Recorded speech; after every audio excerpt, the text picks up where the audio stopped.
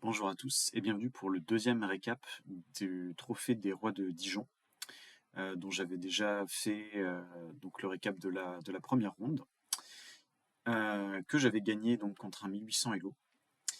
Et ici, pour cette deuxième ronde, donc après cette victoire surprise, j'enchaîne cette fois-ci avec de nouveau les pièces blanches. Une grosse surprise pour moi, doubler les blancs, c'est une très bonne nouvelle, d'autant plus que d'habitude, dans mes tournois classiques, je commence très souvent par les noirs, c'est une sorte de malédiction. Et là, donc, je commence avec 2 fois les blancs, pourquoi pas. Et j'affronte donc un nouveau 1800 Elo. Donc un nouveau défi pour moi, parce que 1800 Elo, ça reste bien au-dessus de mon niveau. C'est la deuxième ronde de la journée, je suis déjà un peu fatigué de la ronde précédente qui a duré plus de 3 heures. Mais bon, il faut se remettre dans le bain. Et ici, je serre la main de mon adversaire et c'est parti. Alors la partie commence, comme vous vous en serez sûrement douté, par D4. Je joue tout en D4. Et ici, donc dans la première ronde, mon adversaire avait joué, si vous vous souvenez, cavalier F6. En voulant certainement éviter les variantes de gambit dame. Ici, mon adversaire joue D5. Donc je suis content parce que je vais pouvoir caler mon gambit dame qui est avec les blancs ce que je préfère jouer en ce moment. Je joue C4. Mon adversaire refuse le gambit dame, évidemment, donc on peut accepter le gambit avec D prend C4, E4. Mais mon adversaire refuse le gambit avec E6. On est dans un gambit dame refusé. Pour l'instant, c'est ce que je préfère, c'est ma préparation, tout va bien. Cavalier F3. Je préfère jouer cavalier F3 en premier plutôt que cavalier C3, parce que cavalier F3 donne des positions en général plus flexibles. Cavalier F3. Et là, première surprise finalement de l'ouverture. Je m'attendais à un coup comme fou E7, ça peut se jouer. Ou par exemple cavalier F6, qui est le plus joué. Mais sur cavalier F6, donc qui est en plein dans ma préparation, il y a fou G5, fou E7, cavalier C3, imaginons roc et E3. Et finalement, là, les blancs ont achevé leur développement. C'est pas une position mauvaise pour les noirs, mais on a ce fou en G5 qui est très embêtant pour les noirs et qui cloue le cavalier. Et il y a plusieurs variantes comme ça avec des manœuvres de cavalier pour se débarrasser du fou. Ici, c'est la variante Lascar, par exemple, du gambit dame refusé. Et finalement, c'est un peu structurel dans ces ouvertures de gambit dame refusé que les noirs vont vouloir finalement chasser ce fou, quitte à échanger avec celui-ci. Et se retrouver, par exemple, avec donc pour développer l'autre fou, à jouer B6 pour mettre le fou en fianchetto derrière. Ça, c'est des grandes idées. Et donc mon adversaire, qui n'a pas envie de se retrouver dans ces lignes qui sont totalement jouables, mais qu'il n'aime sûrement pas, il va jouer un coup qui paraît surprenant. Et il va commencer par jouer A6. Et bon, je suis un peu surpris. C'est la préparation de mon adversaire, c'est quasi évident. Alors, quelle est l'idée du coup A6 ? L'idée du coup A6, c'est d'éviter que mon fou F1 se retrouve à l'avenir en B5 pour, par exemple, clouer ce cavalier s'il vient en C6 ou s'il vient en D7 d'ailleurs. C'est plus logique dans les gambits dames parce qu'avec les noirs, on veut souvent pousser C5. Mais en tout cas, voilà, mon fou, il n'a plus vraiment de bonne case ici. Il ne peut pas aller en B5 quand ces pions seront échangés. Il ne peut pas aller en B5. Il pourra pas aller en C4. Donc finalement, il lui reste que la case D3, qui est clairement moins bien. Et ça, c'est une grande idée dans le gambit dame refusé, c'est voilà, de contrôler finalement ces cases-là et d'éviter de se prendre trop de clouages. Euh,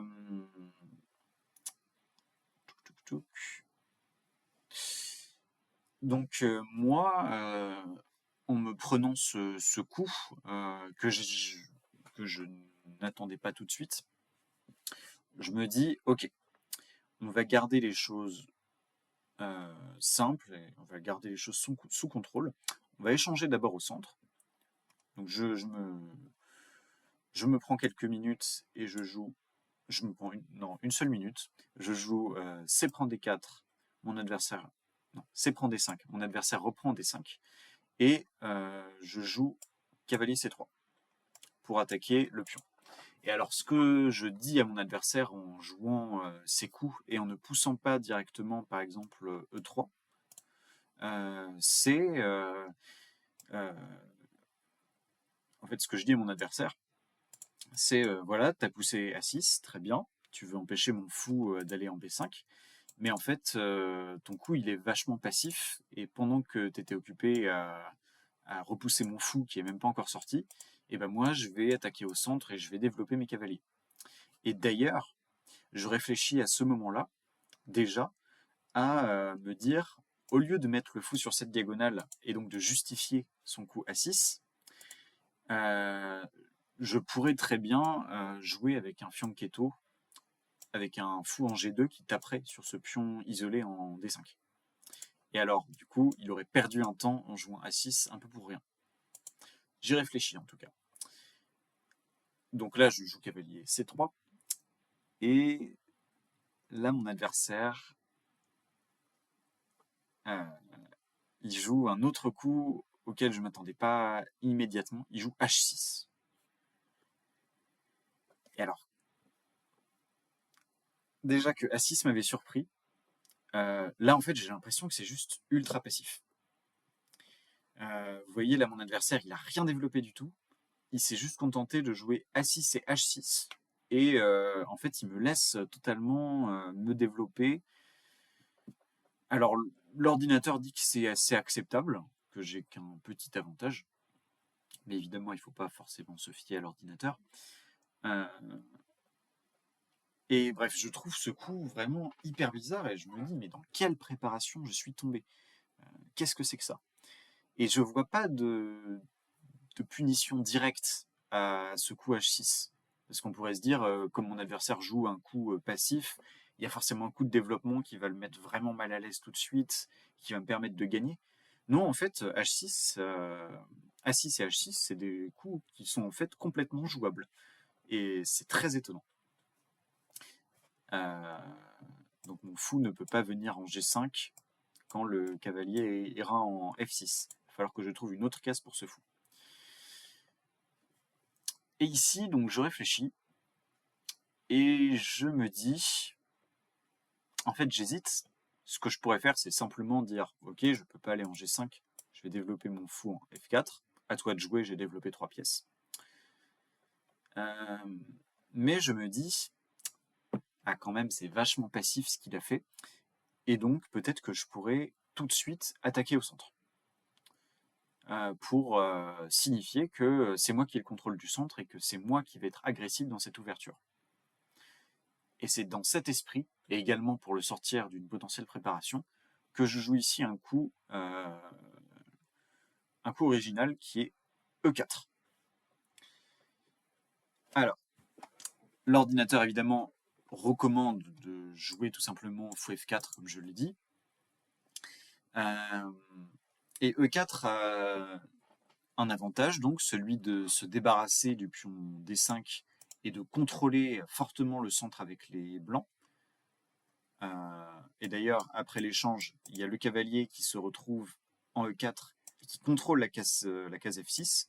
Donc ce cavalier-là, il ne peut pas se mettre en F6.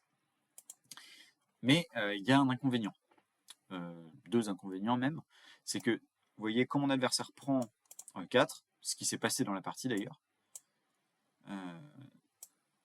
D prend E4, cavalier prend E4, bah, va y avoir ce vis-à-vis entre un vis-à-vis potentiel entre la dame qui pourrait arriver en E7 et le roi en E1 qui clouerait le cavalier. Bon, ça c'est la première chose. Et la deuxième chose, et ça c'est plus structurel, c'est plus positionnel que tactique, c'est que je me crée un pion dame isolé. Donc j'abandonne finalement cette structure où j'aurais pu jouer donc fou F4, mince, fou F4, E3 et avoir une structure qu'on appelle de type Carlsbad avec les noirs qui auraient sûrement joué C6 mais qui auraient eu une faiblesse en B7. Donc les noirs qui auraient eu finalement une structure de type Carlsbad légèrement inférieure. Je passe de ça. Je vais vous l'illustrer, je sais pas moi, comme ça. Ça c'est très théorique comme type de structure. Ça a été beaucoup étudié et les blancs ont des plans d'attaque de minorité sur l'aile dame pour fixer ce pion-là en B7. Donc on passe de ça à finalement cette structure où mon pion D4 peut devenir évidemment un danger, mais aussi une faiblesse, justement parce qu'il est isolé. Bon, au moins, je me dis, je suis sorti de l'ouverture, maintenant, ça devient vraiment une partie qui peut devenir une partie d'attaque, où les lignes sont très ouvertes, et j'attends la réponse de mon adversaire, qui joue cavalier F6. Donc il développe son cavalier, normal, et il menace de prendre en E4. Et là, j'ai l'occasion d'échanger les cavaliers, de jouer ça. Mais je me dis qu'en F6, la dame sera quand même très active et que je risque de me prendre des fou G4. Donc en fait, là, je réalise que même si je contrôlais la case F6, ça n'empêche en rien le fait que les cavaliers soient échangés, et même ce serait peut-être légèrement à l'avantage de mon adversaire. Bon. Donc je choisis de ne pas prendre le cavalier en F6, et je joue fou D3, protège le cavalier et développe une pièce. Là, je me prépare à roquer. Et là, donc j'attends la réponse de mon adversaire, sauf que la réponse, elle met très longtemps à venir. Mon adversaire réfléchit énormément ici pour trouver la réponse à ce coup. Il a plusieurs options, évidemment. Il peut prendre ici en E4, fou prend E4, et on pourrait se dire, ah mince, il y a dame E7, et là le fou est cloué, et il y a pion F5 qui vient et qui va gagner le fou. Sauf que là, j'ai une jolie tactique, si cette position est sur l'échiquier. Petit roc. Abandonne complètement le fou à la dame, sauf que si dame prend fou, hop, tour E1, et maintenant c'est la dame noire qui est clouée. Et en fait, mon adversaire va beaucoup réfléchir sur ce genre de variante où il y aurait un clouage, mais à chaque fois, que ce soit avec le cavalier ou avec le fou ou avec toute autre pièce, j'ai petit roc en fin de variante qui vient sauver les meubles et même contre-attaquer. Donc ça marchera jamais. Et ça, je l'avais vu. Et donc mon adversaire réfléchit. Et il ne choisit donc pas de prendre mon cavalier ou de jouer dame 7, mais de donner un échec intermédiaire en B4, avec fou B4. Et là, vous voyez à la pendule que mon adversaire a utilisé 11 minutes pour jouer ce coup. Dans une partie où vous avez 60 minutes à la pendule, 11 minutes, c'est quand même pas mal. Fou B4. Quelle est l'idée de ce coup? L'idée de ce coup, c'est de développer à tempo le fou pour que les noirs puissent roquer. Et c'est aussi une autre idée que mon adversaire m'a expliqué après la partie, c'est que sur fou D2, fou prend D2, dame prend D2, ma dame, elle s'est déplacée en D2. Et en fait, en D2, elle est moins forte qu'en D1 parce qu'il n'y a pas de menace d'échec en A4. Et ça, c'est ce que mon adversaire m'a expliqué après en me disant euh, ouais, ta dame, elle me faisait un peu peur comme ça. Et en fait, en D2, elle n'a pas vraiment de très bonnes cases. Elle pourra aller en F4, mais elle sera toujours. Euh,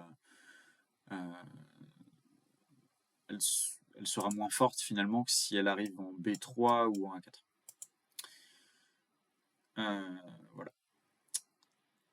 Alors évidemment, sur fou B4, je ne suis pas forcé de jouer fou D2. Je peux jouer un autre coup qui est cavalier C3 et qui a en plus le mérite de retirer le cavalier de toutes les lignes tactiques à base de cavalier prend, fou prend, dame 7, etc.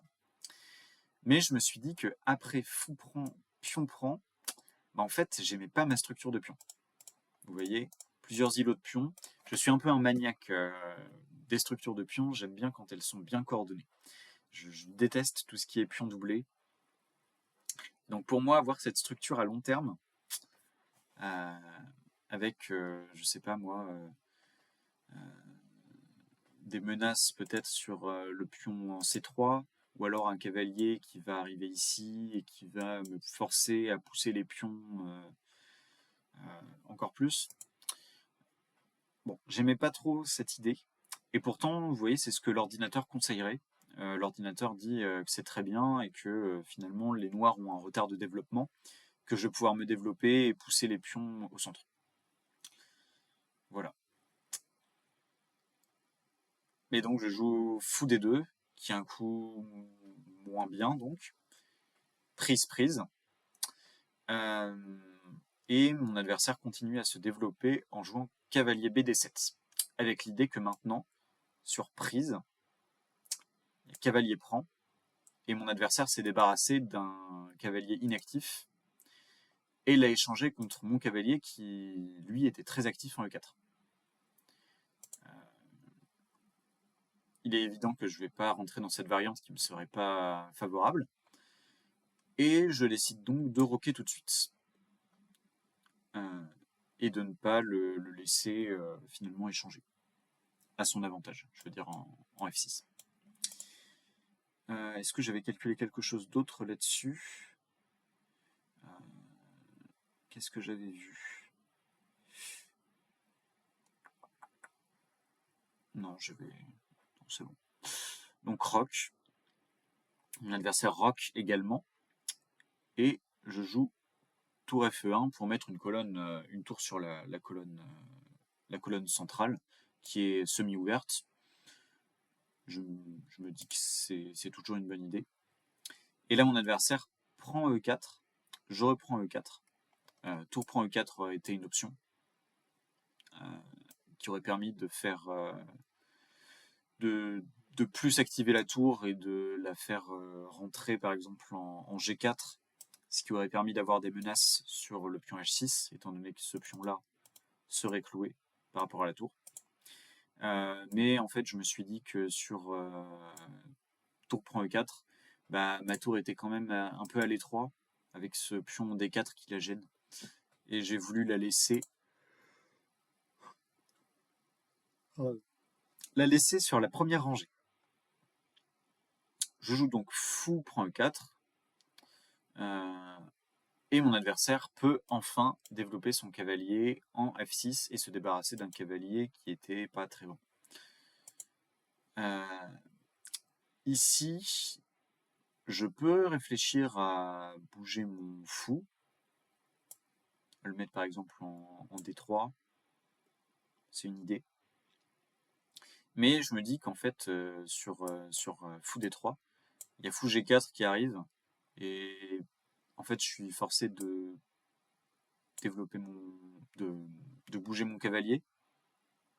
Alors ici, dame prend D4 marche pas à cause de fou H7 échec. Et je récupère la dame. Mais bon, mon cavalier est quand même obligé de bouger. Ce pion-là, il va peut-être être encore attaqué. Et cette fois, fou H7 marchera peut-être pas. je suis pas fan. Et donc au lieu de jouer fou D3, je joue pion H3, qui a le mérite, comme mon adversaire l'avait fait auparavant avec ce pion-là et ce pion-là, de ne pas laisser fou G4,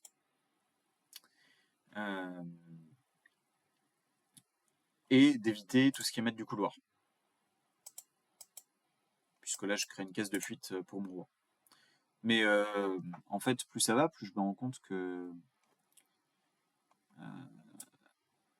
ici, fou G4, c'était pas spécialement un problème en fait.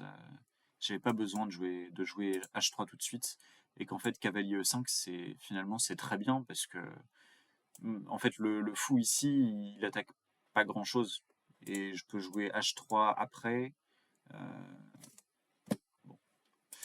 Mais j'ai eu peur. Comme souvent dans ce genre de position, je vois des dangers imaginaires, et donc là j'ai choisi de jouer H3.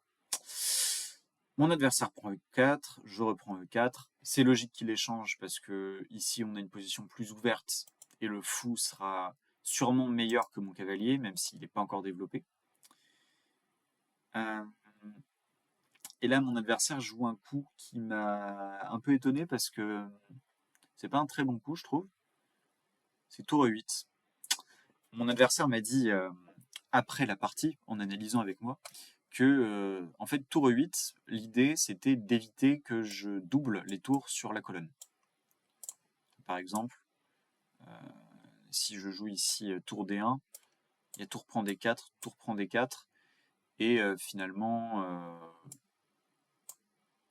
fou E6 qui vient fermer la position, et les noirs sont même mieux, je trouve, avec leur fou contre le cavalier. Donc voilà, l'objectif c'était d'empêcher les blancs de doubler sur la colonne E. Sauf qu'en fait, ce coup, c'est une petite imprécision, parce que ici, je peux jouer tout simplement tour prend E8, dame prend E8, et tour E1. Et là, d'un coup, les noirs se retrouvent avec un gros problème, et ce problème, c'est le fou C8. Parce que dans la variante qu'on a vue tout à l'heure, si j'avais juste doublé sur la colonne E, et si on avait échangé comme ça, bah là finalement le fou peut se développer en E6, fermer la colonne, attaquer à 2, c'est parfait. Mais dans la variante qui a eu lieu dans la partie, c'est-à-dire tour prend E8, dame prend E8, tour E1, les noirs ne peuvent pas juste protéger la dame en jouant fou E6. Pourquoi ? Parce qu'il y a D5 qui arrive après.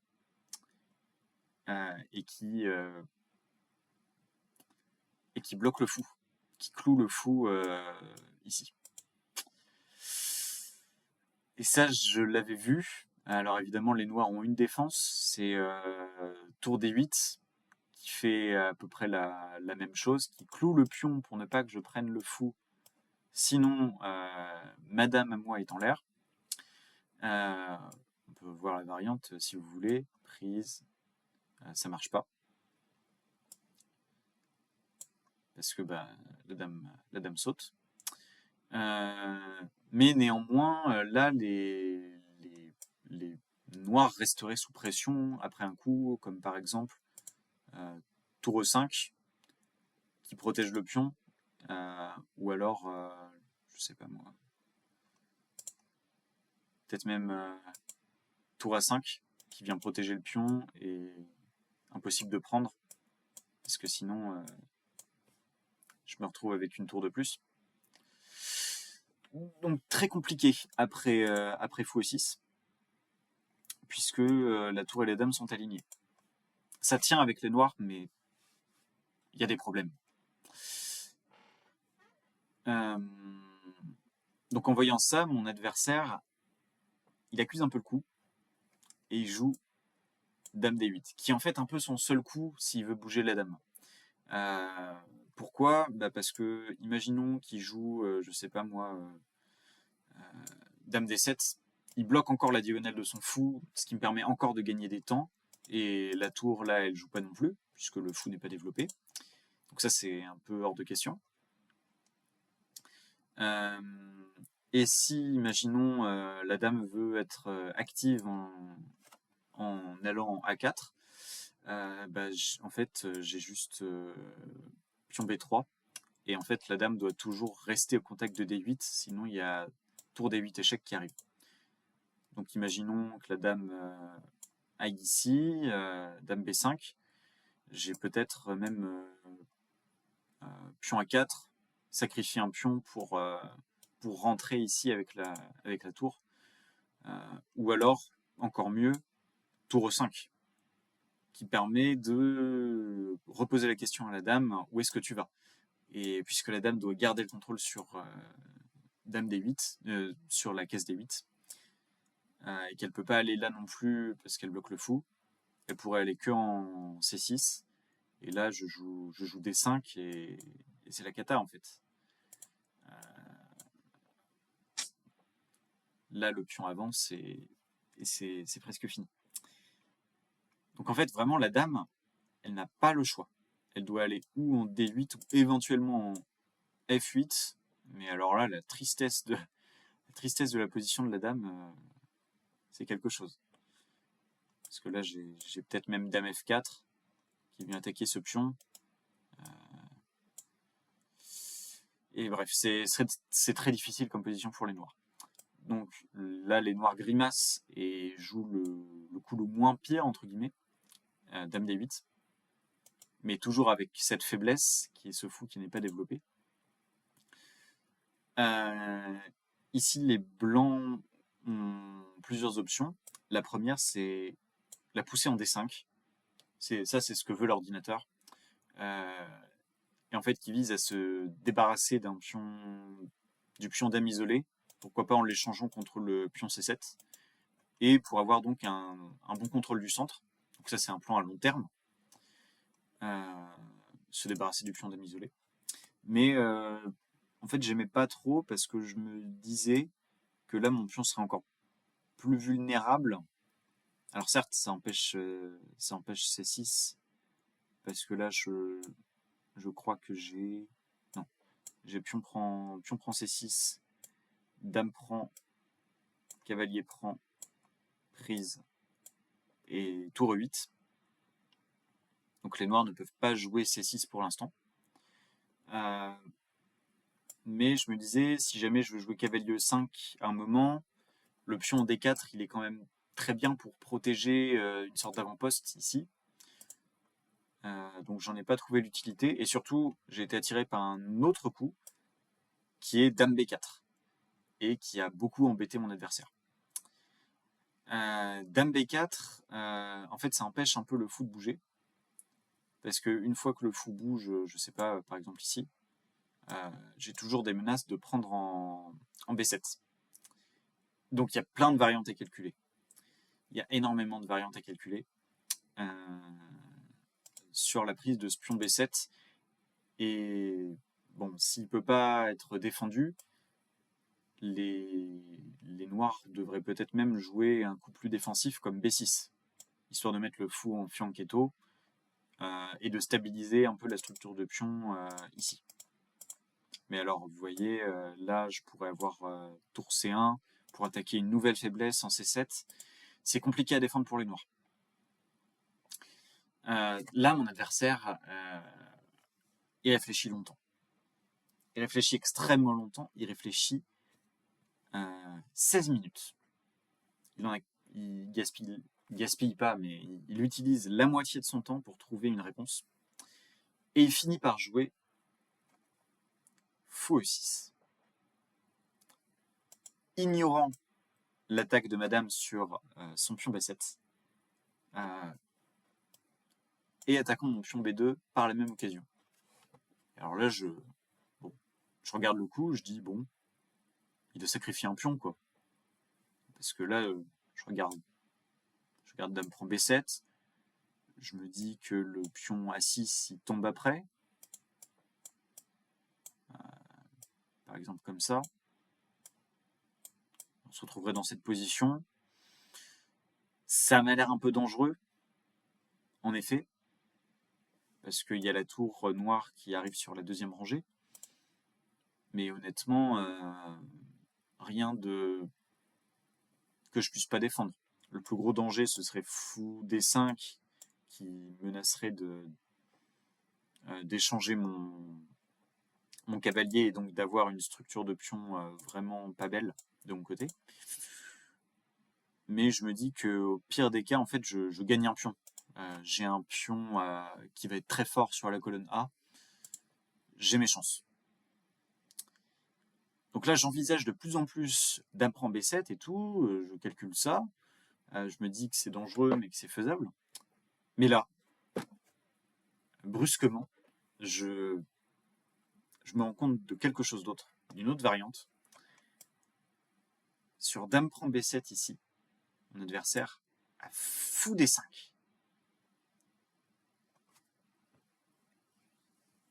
Et là, c'est un peu la douche froide. Parce que justement, je m'étais dit qu'en jouant dame B4, j'empêchais de développer son fou parce que j'allais pouvoir gagner un pion. Mais en fait, quand il joue dans cette variante, quand il joue fou D5, en fait, c'est moi qui suis très mal. Enfin, qui suis pas très bien en tout cas. Là, madame, elle est presque enfermée. Elle a qu'une seule option, c'est d'aller en B4. Et mon adversaire peut prendre le cavalier, puisque là, je rappelle, j'ai pas le choix, c'est une fourchette entre les deux, même si le cavalier est protégé. Dame B4, fou prend F3, pion prend F3, et là, dame G5. Échec. Et peu importe où que j'aille, en fait, mon adversaire va réussir à faire nul, à minima.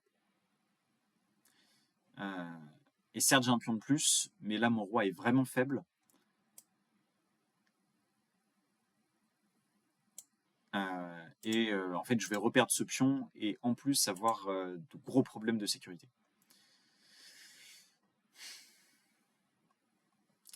Donc en voyant tout ça, cette variante, et bon, je ne l'ai pas calculé jusqu'au bout non plus, parce qu'en fait c'est compliqué de savoir où mettre le roi dans ce genre de situation.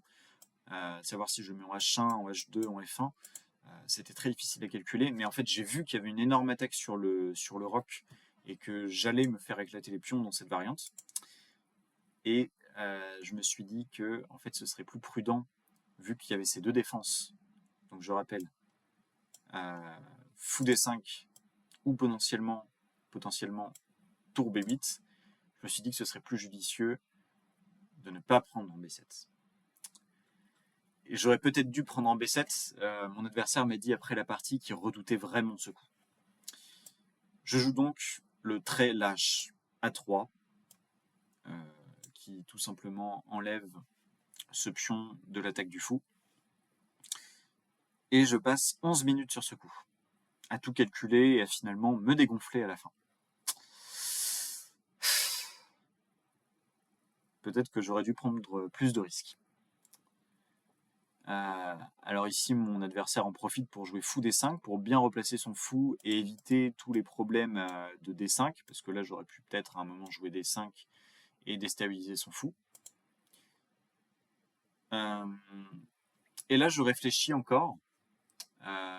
Pas à tour prend B7, pas à dame prend B7, pardon, parce que là, maintenant, il y a fou prend B7. Mais cette fois, peut-être à dame E7. Propose l'échange de dame. Mais en fait, je me suis dit que ça servait pas à grand chose parce que là, les noirs vont échanger, je vais avoir une mauvaise structure. Et ils vont pouvoir peut-être même récupérer le pion D4 en fin de variante. Donc dame E7 propose d'échanger des dames, ça aurait pu être une bonne idée parce que là, sur dame prend, tour prend, on arrive dans... Non.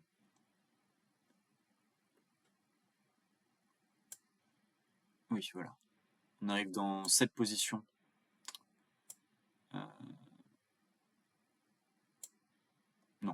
Non, parce que là, je suis bête.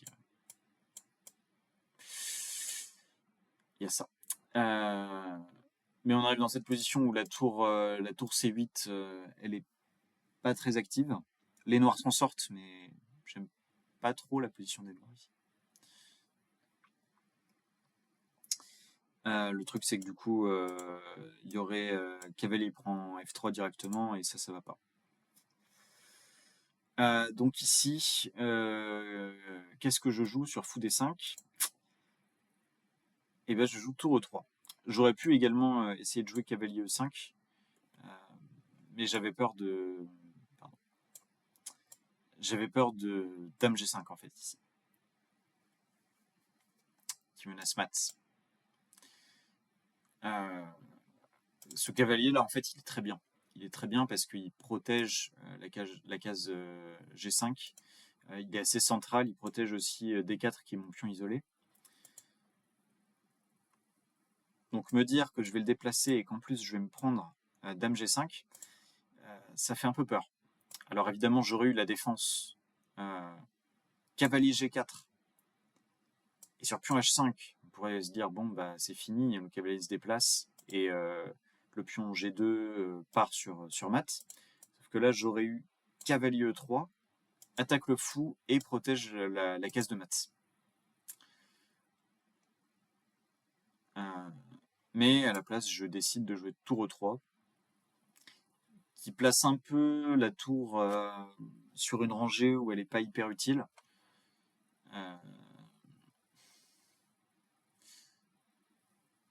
Tour E3, ça pourrait servir à aller en B3, ça pourrait servir à attaquer le pion F7. Mais honnêtement, pour moi, elle était mieux sur la première rangée. Ici, mon adversaire réfléchit encore 6 minutes. Là, il n'a plus que 10 minutes. Il n'y a plus que 10 minutes. Il a encore utilisé 6 minutes sur le fou D5. Et là, il réutilise 6 minutes pour jouer A5. Moi, je m'attendais peut-être à ce qu'il échange le fou contre le cavalier. Je ne l'aurais pas fait personnellement, mais peut-être qu'il aurait pu le faire. Là, A5, c'est un coup qui a plusieurs objectifs. Donc, premièrement, poser une question à madame. Où est-ce que tu vas? La deuxième, peut-être développer la tour en A6 pour la faire coulisser ici et l'activer. Et la dernière idée, c'est d'avancer ensuite le pion en A4 pour geler mes deux pions. Le pion B2 ne pouvant pas aller dans ce cas en B4 à cause de la prise en passant A prend B3. Donc ici, je joue dame C3 après 6 minutes, moi aussi, de réflexion. J'ai raté un coup ici que l'ordinateur appréciait. C'est dame B5 qui permettait de maintenir la pression sur ce pion qui reste une faiblesse et donc d'empêcher un peu le coup C6. Voilà. Et donc à la place, je joue dame C3.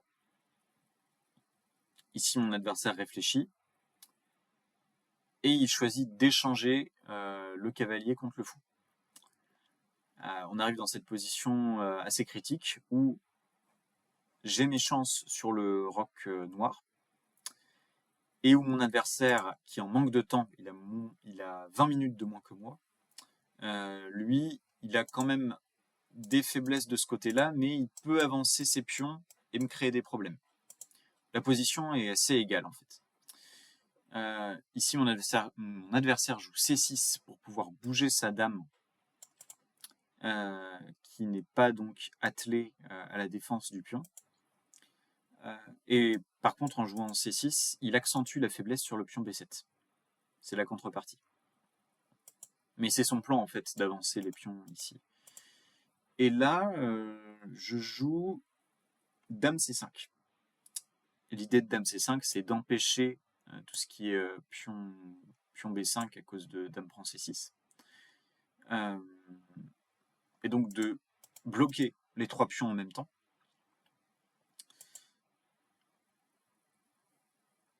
Et mon adversaire, là-dessus, lui, en fait, il s'en fiche, il joue à 4 et il continue son plan.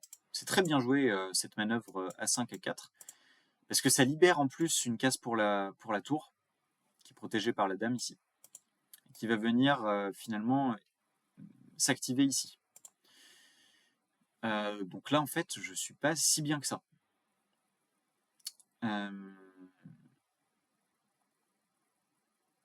Et je choisis de jouer ici Dame E5. Ce qui est en fait un contresens par rapport à la position. Parce que là, clairement, je menace de jouer tour G3 et de jouer sur le pion en G7, de concentrer toutes mes forces sur le roc ennemi, ou alors comment, pour une autre menace, attaquer le pion F7 qui peut être assez faible aussi, avec Dame F4 par exemple. Sauf qu'en fait, ce plan, il est un peu à rebours de la logique de la position, qui voudrait que j'attaque cette faiblesse en B7. C'est ça l'important en fait.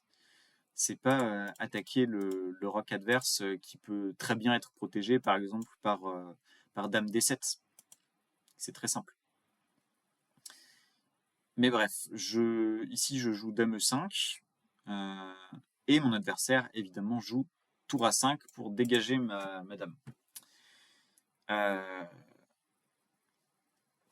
Je joue Dame F4. Je joue Dame F4 parce que bah, voilà, c'est mon plan, c'est d'attaquer F7. C'est pas un plan incroyable, mais je m'y tiens.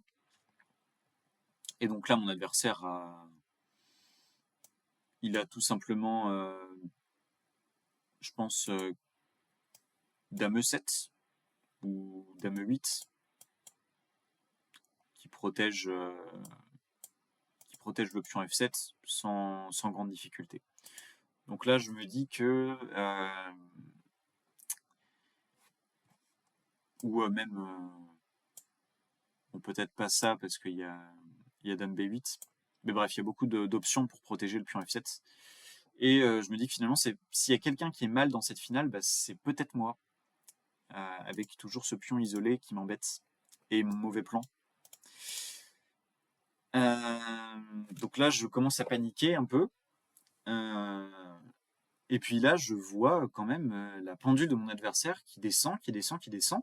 Et là, vous voyez, au moment où j'ai joué Dame F4, il était déjà sur son incrément. Ça faisait quelques coups, là, déjà, qu'il avait moins de 2 minutes. Et là, il lui reste quelques secondes à la pendule. Il panique lui aussi. Et là, il joue un coup. Il a plus que 3, 2, je crois qu'il est tombé, oui, à 2 secondes à la pendule. Et il joue Dame F6. Il avait plus le temps, il a paniqué, et il a joué Dame F6. Sauf que Dame F6, c'est une énorme gaffe. Et ça, je l'ai vu sur le champ. En fait, par manque de temps, ce qu'on appelle le Zeitnot aux échecs, mon adversaire m'a permis d'utiliser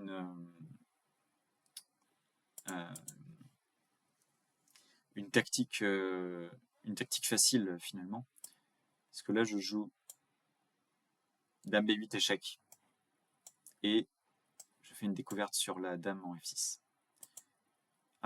Et dès que je joue Dame B8, mon adversaire abandonne la partie. C'est dommage. C'est dommage pour lui parce que honnêtement, cette partie, elle était intéressante, elle a été très bien jouée, je trouve, de sa part. Il y a juste eu ce tour 8 à un moment qui m'a permis de gagner un temps sur le fou qui était resté en C8. Mais mis à part ça, rien à dire. C'est une partie honnête et je trouve ça dommage pour mon adversaire que par manque de temps, ce genre de gaffe arrive. J'étais vraiment désolé pour lui et je lui ai dit après. Mais bon, c'est le jeu. La pendule, ça fait partie du jeu. Et il me semble qu'il m'a dit après notre partie que justement la gestion du temps, c'était l'une de ses plus grandes faiblesses. Je pense qu'on doit tous travailler sur quelque chose. Mon adversaire m'a sorti une partie très originale avec une ouverture assez osée. A6 et H6, on voit pas ça tous les jours.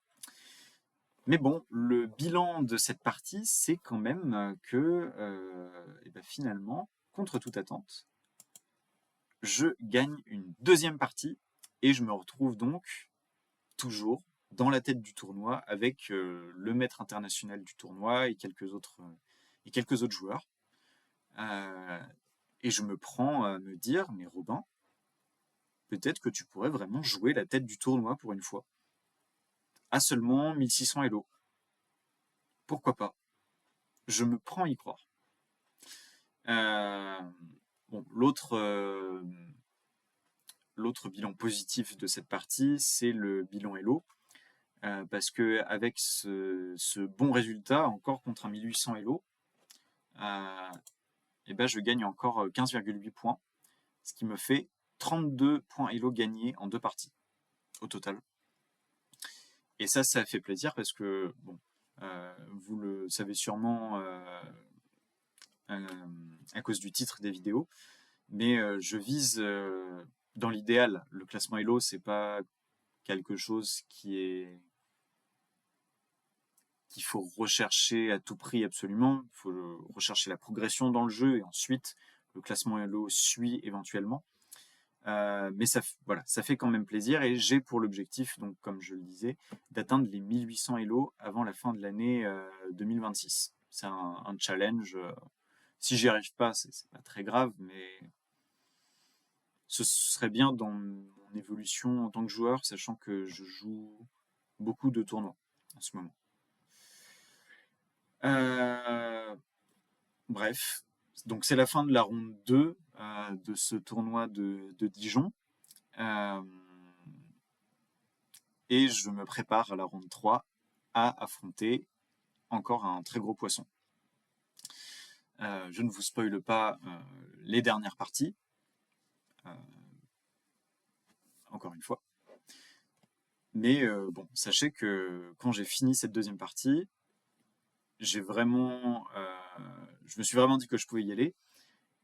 Et j'avais un peu d'appréhension pour la troisième partie à cause de la force potentielle de mon adversaire. Je ne vous en dis pas plus.